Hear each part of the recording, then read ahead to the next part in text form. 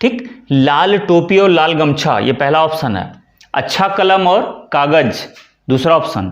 तीसरा क्या है? हरी घास और श्रेष्ठ, श्रेष्ठ, श्रेष्ठतर, श्रेष्ठतर और श्रेष्ठतम। ठीक है, हो जाएगा ना? हो जाएगा कि नहीं हो जाएगा? ठीक है।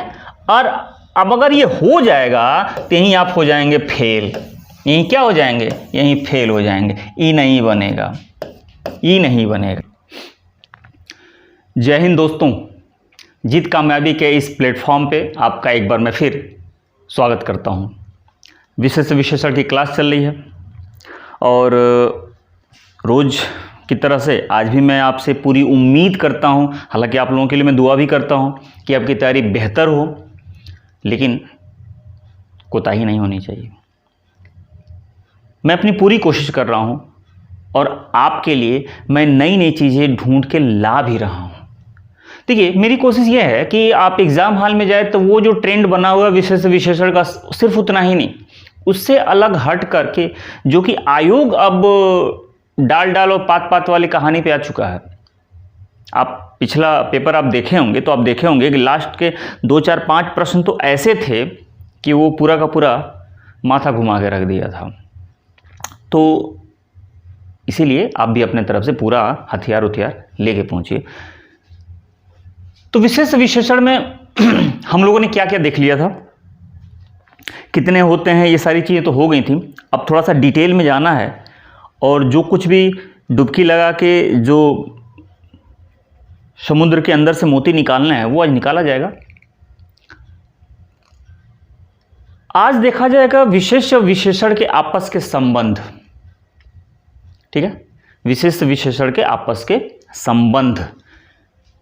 कल लास्ट में मैं आप लोगों को बता रहा था कि विशेष्य पहचानने का एक तरीका जो है, जब हम कहते हैं कि चश्मा काला है तो वहाँ पर जो विशेष्य होता है वो चश्मा होता है, लेकिन अगर कहा जाए कि चश्मा काले रंग का है तो वहाँ पर विशेष्य जो हो जाता है वो रंग हो जाता है।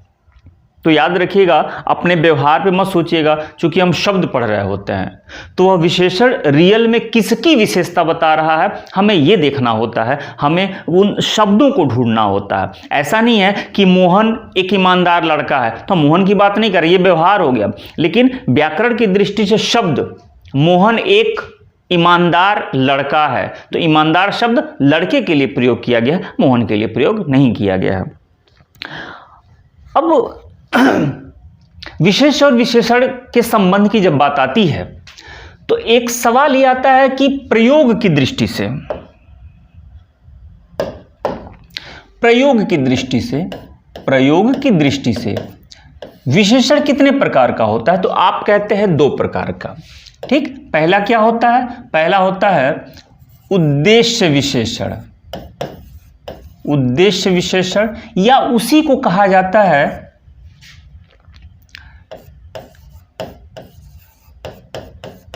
विशेष्य विशेषण। ठीक है, और दूसरा क्या होता है? दूसरा जो होता है उसे कहा जाता है विधेय विशेषण।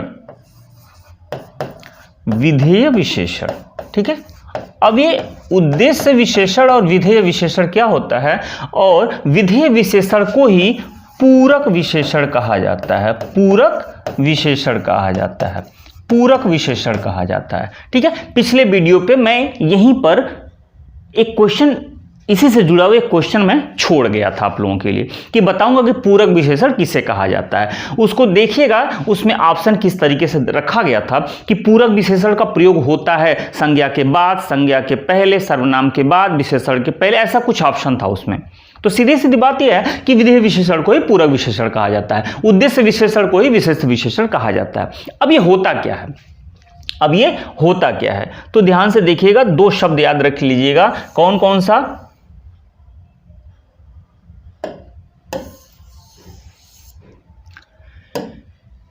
हमने 2 शब्द इस्तेमाल किया, एक उद्देश्य विशेषण और एक विधेय विशेषण। एक हो गया उद्देश्य और एक हो गया विधेय। और उद्देश्य को ही कहा जाता है उद्देश्य को ही कहा जाता है विशेष विशेषण और विधेय को ही कहा जाता है क्या, पूरक विशेषण। अब यहां ध्यान से देखिएगा, अगर मैं कहूं कि काले रंग का घोड़ा,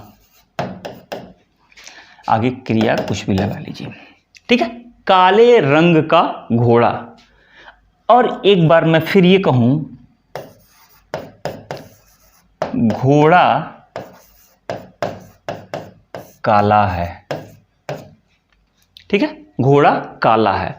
तो ये जो विशेषण का प्रयोग हुआ है, ये जो विशेषण का प्रयोग हुआ है, देखिए एक बार यहां काला शब्द है और एक बार यहां काला शब्द है, यही तो विशेषण है, यही तो विशेषता है। ये रंग की विशेषता बता रहा है, ये घोड़े की विशेषता बता रहा है, वो छोड़ दिए किसकी विशेषता बता रहा है। मतलब यह है कि देखिएगा, एक बार यह विशेष से पहले प्रयोग हुआ है और एक बार यह विशेष के बाद प्रयोग हुआ है। प्रयोग की दृष्टि से दो प्रकार के होते हैं विशेषण, एक को कहा जाता है उद्देश्य या विशेष विशेषण और एक को कहा जाता है पूरक या विधेय विशेषण। तो अब दो होते क्या हैं, एक बार ये संज्ञा से पहले और एक बार ये संज्ञा से बाद। भाई घर सफेद है या ये कहें सफेद घर है, यही तो दो तरीका होगा ना, या तो विशेष से पहले या तो विशेष के बाद। तो इसी पहले और बाद की ही वजह से के कारण ही दो अलग अलग नाम पड़े हैं। अगर यह विशेषण शब्द पहले प्रयोग होता है, याद रखिएगा, संज्ञा से पहले आए, विशेष से पहले आए, तो इसे ही कहा जाता है, इसे ही कहा जाता है उद्देश्य या विशेष विशेषण। उद्देश्य या विशेष विशेषण। लेकिन अगर यह संज्ञा के बाद आता है या विशेष के बाद आता है तो इसे क्या कहा जाता है, इसे कहा जाता है विधेय, विधेय या पूरक विशेषण। पूरक विशेषण, बात समझ में आ गई ना। जो संज्ञा के बाद आए उसे विधेय या पूरक विशेषण कहा जाता है, जो संज्ञा से पहले आए उसे उद्देश्य या विशेष विशेषण कहा जाता है। अब कल वाले वीडियो पे अगर आपकी नजर गई होगी, सबसे लास्ट में एक प्रश्न मैंने डाला था कि पूरक विशेषण का प्रयोग होता है, और ऑप्शन में क्या क्या था, ऑप्शन में यही था कि संज्ञा के बाद, संज्ञा के पहले, सर्वनाम के बाद, विशेषण के पहले या बाद, इस तरीके से 4 या 5 ऑप्शन हुआ था। तो देखिए पूरक विशेषण का प्रयोग होता है, कैसे होता है पूरक विशेषण का प्रयोग, तो संज्ञा के बाद, संज्ञा के बाद या विशेष के बाद। लेकिन आपको फंसाने के लिए, घुमाने के लिए एक और तरीका ऑप्शन का दे सकता है। वो कौन सा तरीका, ये संज्ञा के बाद न लिख करके ये कह देगा सर्वनाम के बाद, सर्वनाम के बाद, ये भी लिख सकता है सर्वनाम के बाद। क्यों, क्योंकि जो विशेषण होता है वो संज्ञा या सर्वनाम की विशेषता बताता है, दोनों में से किसी एक की विशेषता बता सकता है। अगर मैं ये कहूं कि घोड़ा काला है तो इसके साथ मैं ये भी तो कह सकता हूं, घोड़ा शब्द यहां से हटा दूं या कह दूं कि वह काला है, कह सकता हूं, नहीं कह सकता हूं, हो सकता है ना, घोड़ा काला है, घोड़ा शब्द हटा दिया, कह दो वह काला है। तो याद रखिएगा ऑप्शन किस तरीके से आपको फंसा रहा है, इस पे आपको अपनी पैनी नजर बना करके रखनी होगी। वो संज्ञा के बाद भी लिख सकता है या वो सर्वनाम के बाद भी लिख सकता है, ठीक है। तो ये होता है उद्देश्य विशेषण, विधेय विशेषण या विशेष विशेषण या पूरक विशेषण।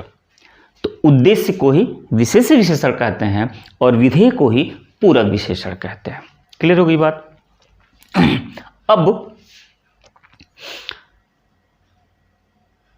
अब बात आती है कि जो हम विशेषण का प्रयोग करते हैं, जो विशेषण का हम लोग प्रयोग करते हैं, अब जैसे लिखा जाए कि मनोज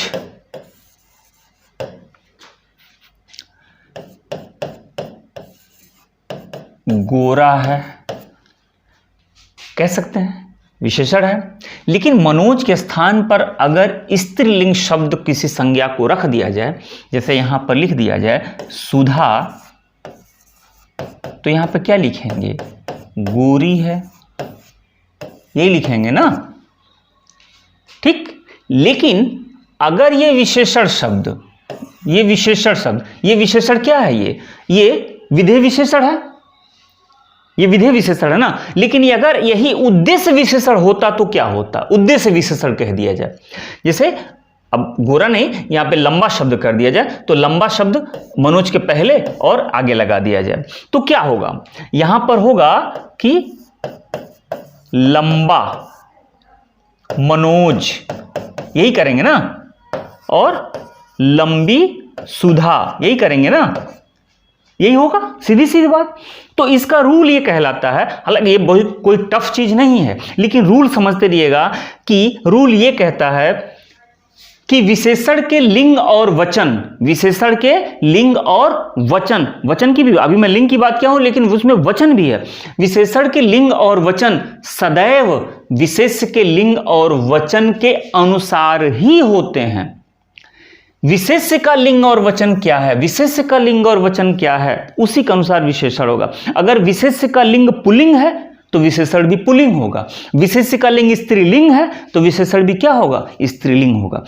विशेष्य अगर एक वचन में है तो विशेषण भी एक वचन में होगा, विशेष्य अगर बहुवचन में है तो विशेषण भी बहुवचन में होगा, चाहे वो विशेषण जो विशेष्य के पहले आए या बाद में आए, उससे कोई लेना देना नहीं होता है। वो या तो उद्देश्य या विशेष विशेषण के रूप में हो या विधेय या पूरक विशेषण के रूप में, उससे कोई फर्क नहीं पड़ता है। ये तो आप अच्छे से कर ले जाएंगे। अब जरा एक चीज और देखिएगा, एक चीज और देखिए, आप लोगों के लिए एक प्रश्न लेकर के आया हूं। किस वाक्य में विशेषण का सही प्रयोग किया गया है? किस वाक्य में विशेषण का सही प्रयोग किया गया है? अब जरा ऑप्शन देखिएगा ध्यान से। विशेषण का सही प्रयोग, इसमें सब में विशेषण लिखा हुआ है, ठीक। लाल टोपी और लाल गमछा, ये पहला ऑप्शन है। अच्छा कलम और कागज, दूसरा ऑप्शन। तीसरा क्या है? हरी घास और पेड़। और चौथा ऑप्शन क्या है? नीला रंग और नीली पेंसिल। 4 ऑप्शन दिया गया है, लेकिन 3 में गलत तरीका है विशेषण के प्रयोग का, 1 में सही तरीका है। खूब मन से इसको देखिएगा कि किसमें सही तरीका प्रयोग किया गया है, लाल टोपी और लाल गमछा, या अच्छा कलम और कागज, या हरी घास और पेड़, या नीला रंग और नीली पेंसिल। ठीक है, तो अब इसको जानने के लिए जरा इस पर गौर कीजिए। क्या लिखा है?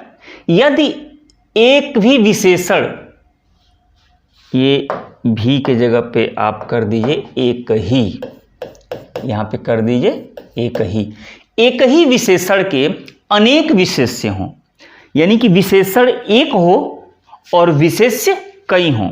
जैसे राम, मोहन, नरेश, सुरेश लंबे हैं, तो लंबा शब्द एक ही हुआ, यानी विशेषण एक हो लेकिन उसके विशेष्य कई हों। इतनी बात समझ में आ गई? तो आगे देखिए क्या कह रहा है।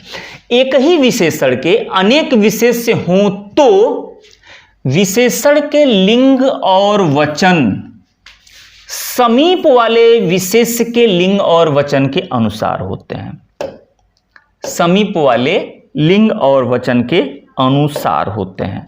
ठीक है, जो विशेषण के एकदम समीप में होगा, जो विशेषण के एकदम समीप में विशेष्य होगा, उसी के लिंग और वचन के अनुसार विशेषण का लिंग और वचन बनेगा।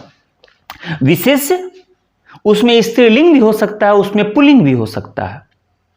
जैसे मोहन, सुधा, दिनेश और राधा।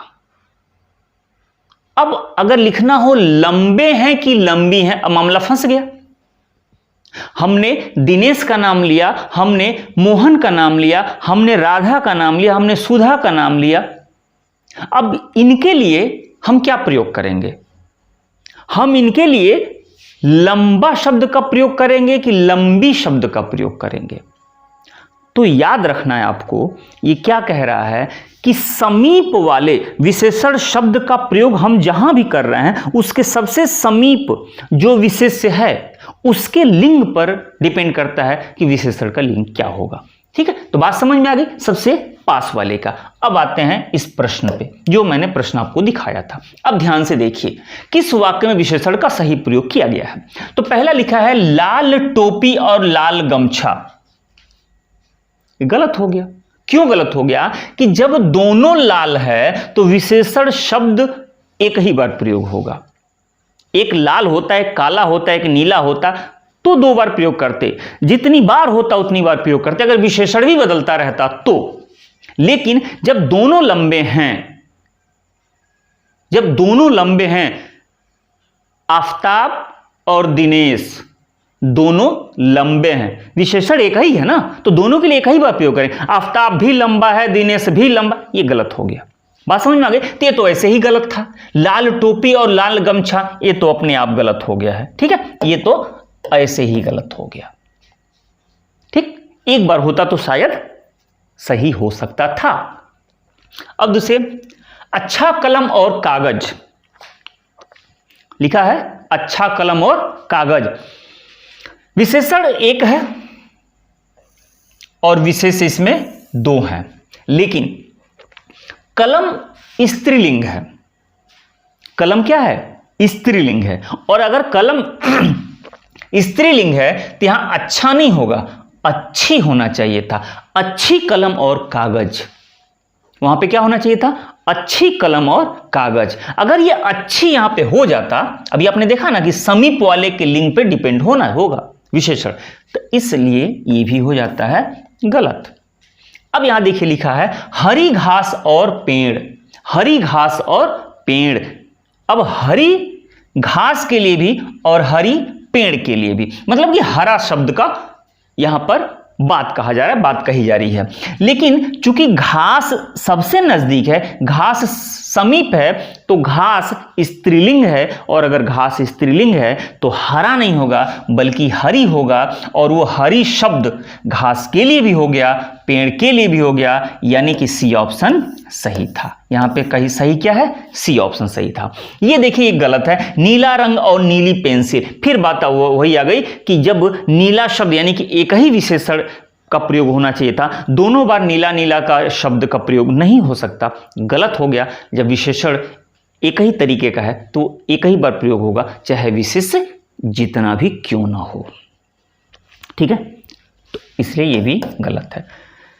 तो बात समझ में आई कि कैसे विशेषण का प्रयोग विशेष्य के साथ किया जाता है।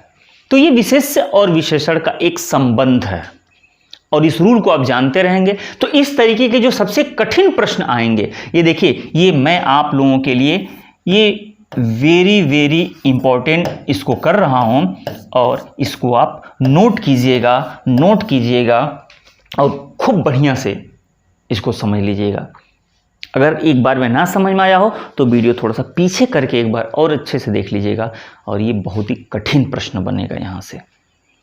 ठीक है, जनरली विशेष विशेषण में ये नहीं पढ़ाया जाता है।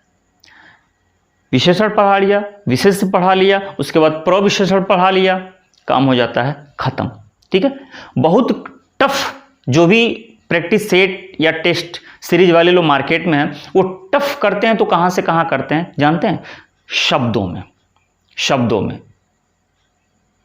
4 शब्द ऑप्शन दिया, इनमें से कौन विशेषण है, इनमें से कौन विशेष है। जो बहुत कठिन बनाने की कोशिश करता है वो इसी में कठिन बनाने की कोशिश करता है। यहां तक बहुत कम लोग चलते हैं। बात समझ में आ गई? अब आइए एक और चीज, अब एक और चीज क्या करना है आपको, आपसे प्रश्न पूछा जाएगा कि तुलनात्मक रूप से विशेषण की कितनी अवस्थाएं होती हैं, या अभी देखिएगा इससे भी कुछ प्रश्न बनते हैं।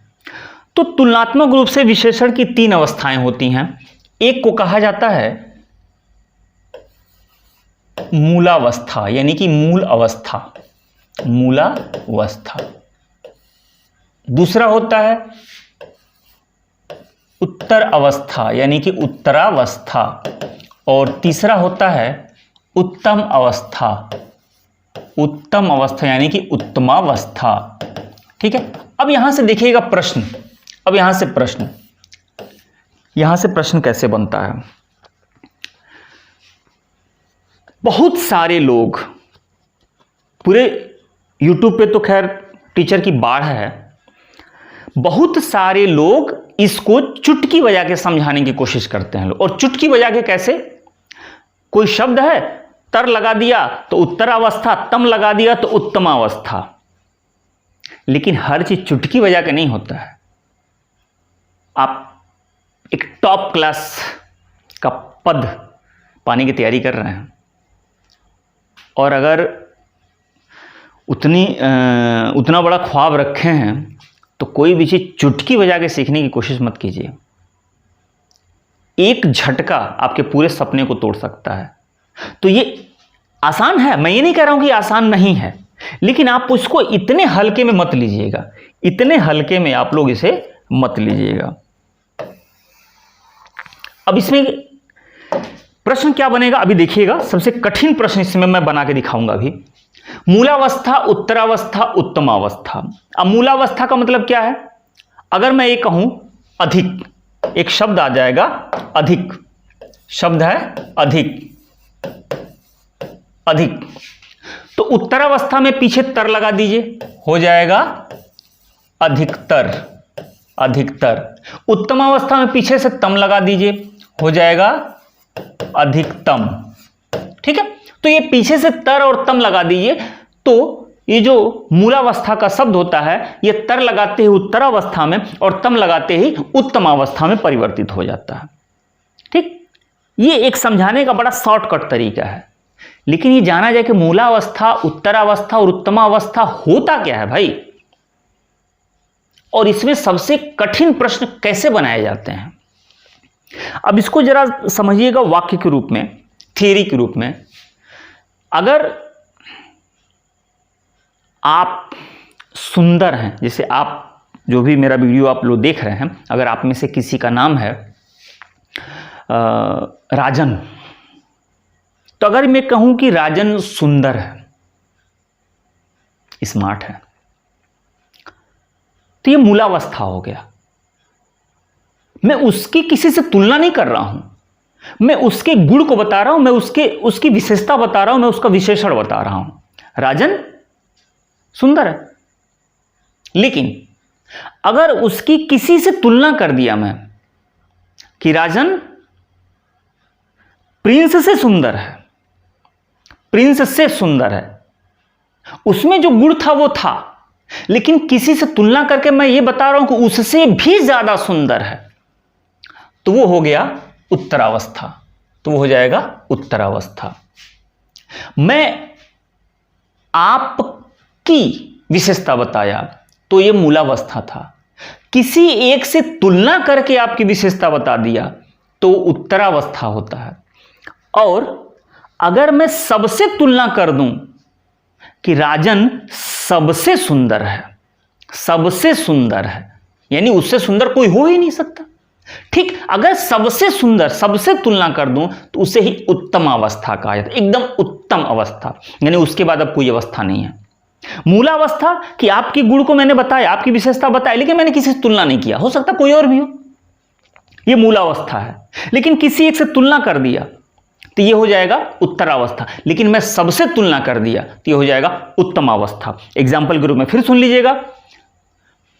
मोहन तेज है, मूलावस्था। मोहन सुरेश से ज्यादा तेज है, ये हो गया उत्तरावस्था। और मोहन सबसे तेज है, ये हो गया उत्तमावस्था। बात समझ में आ गई?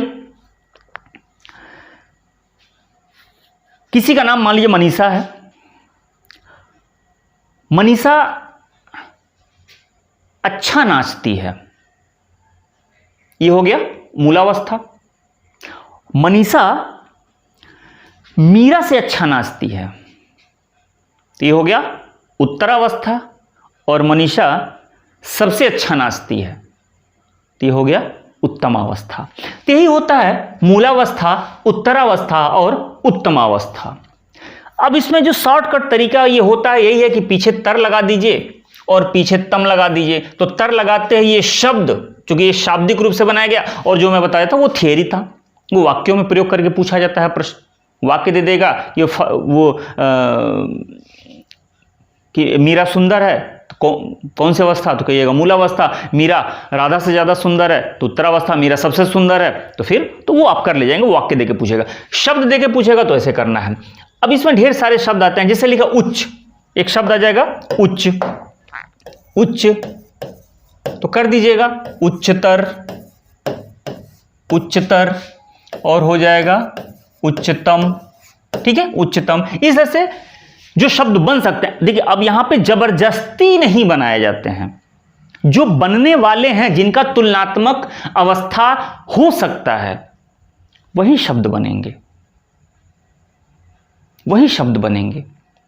बाकी के जो यहां नहीं बन सकते उनको वाक्यों में प्रयोग किया जाता है, सब यहां नहीं उतारा जा सकता। अब आप कहेंगे कि मोटा, मोटा का क्या होगा, तो मोटा, मोटतर, मोटतम, ऐसा नहीं होगा ना।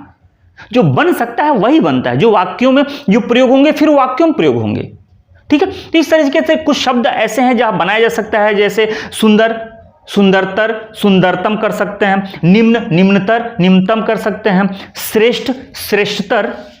अब देखिए श्रेष्ठ, श्रेष्ठ, श्रेष्ठतर, श्रेष्ठतर और श्रेष्ठतम। ठीक है, हो जाएगा ना, हो जाएगा कि नहीं हो जाएगा। ठीक है, और अब अगर ये हो जाएगा तो यहीं आप हो जाएंगे फेल, यहीं क्या हो जाएंगे, यहीं फेल हो जाएंगे। ये नहीं बनेगा, ये नहीं बनेगा। अब कैसे नहीं बनेगा, आप कहेंगे सर कैसे नहीं बनेगा, आपने कहा था कि तर लगा दिए तो उत्तरावस्था और तम लगा दिए तो उत्तम अवस्था हो जाएगा, आपने यही कहा ना। लेकिन हमने ये कहाँ कहा कि जितने शब्द हैं सब यहीं उठा के ठूस दीजिएगा, सब सही हो जाएगा, मैंने ये थोड़ी कहा है। ठीक, अब इसका भी नियम है, इसका भी कानून है, इसका भी तरीका है। ठीक है, अब इसका नियम कानून तरीका क्या है जरा वो देख लीजिएगा। इसका नियम कानून तरीका क्या है। कुछ शब्द ऐसे होते हैं, कुछ शब्द ऐसे होते हैं जो सदैव उत्तमावस्था होते हैं, उसका मूलावस्था होता ही नहीं है, उसका मूलावस्था होता ही नहीं है। जैसे ज्येष्ठ, कनिष्ठ, वरिष्ठ, श्रेष्ठ। ठीक, जैसे ज्येष्ठ, कनिष्ठ, श्रेष्ठ, ठीक है, वरिष्ठ। बात समझ में आ गई ना। ये कुछ ऐसे शब्द हैं जो सदैव उत्तमावस्था होते हैं, यानी कि वरिष्ठ मतलब वरिष्ठ, वरिष्ठ शब्द का प्रयोग वहीं ही किया जाता है जो सबसे, चाहे सम्मान देकर के, चाहे उम्र में, चाहे जैसे भी हो। अगर सम्मान की बात करें तो जो सबसे ज्यादा सम्मानित हो उसे, उम्र की बात करें तो जो सबसे ज्यादा उम्र दराज हो उसे। तो वरिष्ठ शब्द ही अपने आप में सबसे बड़ा हो गया। अब इसमें तर और तम नहीं जोड़ेंगे, इसमें तर और तम नहीं जोड़ा जाता है। अब ध्यान से सुनिएगा, संस्कृत में ये चूंकि हिंदी की चीजें हैं, ये मूलावस्था, उत्तरावस्था, उत्तमावस्था। देखिए जिस तरह से हिंदी में ये मूलावस्था, उत्तरावस्था और उत्तमावस्था है, उसी तरह से संस्कृत में होता है ईयस। संस्कृत में ये क्या हो जाएगा, उत्तरावस्था हो जाएगा ईयस, और उत्तमावस्था का होता है इष्ट। उत्तमावस्था का होता है इष्ट, उत्तमावस्था क्या होगा, इष्ट, और उत्तरावस्था का होता है ईयस। ये संस्कृत में। बात समझ में आ गई। तो ये जितने भी शब्द मैंने लिखा है ना, ये शुद्ध रूप से तत्सम शब्द हैं, यानी कि हिंदी के नहीं बल्कि ये सीधा सीधा कहा जाए संस्कृत के शब्द हैं। और जिसके पीछे इष्ट लगा हुआ है वो समझिए संस्कृत से है। और इष्ट शब्द किससे बना होता है, ये उत्तमावस्था होता है। वो जिस तरह से तम लगाते हैं उसी तरह से संस्कृत में इष्ट लगाते हैं। जिस तरह से हिंदी में तर लगाते हैं उसी तरह संस्कृत में ईयस लगाते हैं। लेकिन हिंदी में ईयस से बनने वाले कोई शब्द हैं ही नहीं, तो यहां पे हमारी प्रॉब्लम सॉल्व हो जाती है। लेकिन इष्ट से बनने वाले शब्द हैं, और इष्ट उत्तमावस्था ही है, वो संस्कृत का उत्तमावस्था है। तम हिंदी में है और संस्कृत में इष्ट है। तो जितने भी इष्ट से लगे हुए शब्द हैं, याद रखिएगा, वह सदैव उत्तमावस्था होते हैं, वो उत्तरावस्था होता ही नहीं है, वो मूलावस्था होता ही नहीं है। इष्ट लगे है इसका मतलब है कि वो हो गया उत्तमावस्था। इसी तरह से फारसी का जो होता है, इसी तरह से मूलावस्था, उत्तरावस्था और उत्तमावस्था, फारसी में यहां लगाया जाता है तर। तर हिंदी में भी तर और फारसी में भी तर, और हिंदी में तम तो फारसी में होता है तरीन। तरीन तरीन। तो अब अगर इसको फारसी में लिखना हो तो हम क्या कहें, जैसे लेगा बेहत, बेहत, बेहतर, बेहतरीन। बद, बद मन होता है खराब, तर लगा दिए होता है बदतर, और तरीन लगा दिया होता है बदतरीन, यानी खराब तो है ही, किसी से तुलना करके कह दिए उससे भी ज्यादा खराब है, और बदतरीन कर दिया यानी कि सबसे खराब है। ठीक है, तो फारसी में तर और तरीन लगता है, संस्कृत में यस और इष्ट लगता है, और हिंदी में तर और तम लगता है। ठीक है, तो इस तरीके से ये मूलावस्था को उत्तरावस्था और उत्तमावस्था में बदल देते हैं हम लोग। तो इसमें सबसे जो कठिन प्रश्न बनता है वो इष्ट वाला बनता है। ये इष्ट वाला ज्येष्ठ, कनिष्ठ, श्रेष्ठ, वरिष्ठ, ठीक है, और वरिष्ठ श्रेष्ठ दे करके अब पूछ देगा तो हमें लगेगा श्रेष्ठ मूल शब्द है, उसमें श्रेष्ठतर, श्रेष्ठतम, अब लगाते चलते हैं हम लोग, यही हो जाते हैं हम फेल। तो आज का क्लास कैसा लगा कमेंट करके ज़रूर बताइए। आप लोगों के कमेंट का इंतज़ार रहता है, और आप कमेंट करते हैं तो अच्छा लगता है, मुझे समझ में आता है कि मैं सही दिशा में जा रहा हूँ या गलत दिशा में जा रहा हूँ। ठीक है, आप सीधी सी बात है भाई, हम जो कुछ भी कर रहे हैं वो आपके लिए कर रहे हैं, और मेरी कोशिश अगर आप तक ना पहुँचे तो फिर मेरी कोशिश का कोई मतलब नहीं बनता है। ठीक है, तो इसलिए कमेंट कीजिए और कमेंट करके बताइए कि क्लास कैसा लगा और आपकी तैयारी कैसी चल रही है। ठीक, और भी अगर हमसे कुछ चाहते हैं, कोई भी प्रश्न हुआ सीधे कमेंट में लिख दीजिए, टेलीग्राम है, टेलीग्राम पे मैसेज कर दीजिए, मैं उसको पूरी कोशिश करूँगा उसका जवाब देने के लिए। ठीक है, तो पढ़ते रहिए, मन लगा के पढ़िए, कोशिश, रिवीजन, प्रैक्टिस, इसके अलावा कोई दवा नहीं होता है, कोई इलाज नहीं होता है। मिलते हैं कल इसी टाइम पर फिर नए वीडियो के साथ, नए टॉपिक के साथ, विशेष विशेषण में ही कुछ ऐसे ही, कुछ नया टॉपिक, कुछ नई जानकारी। तब तक आप अपना ख्याल रखिए। Bye bye.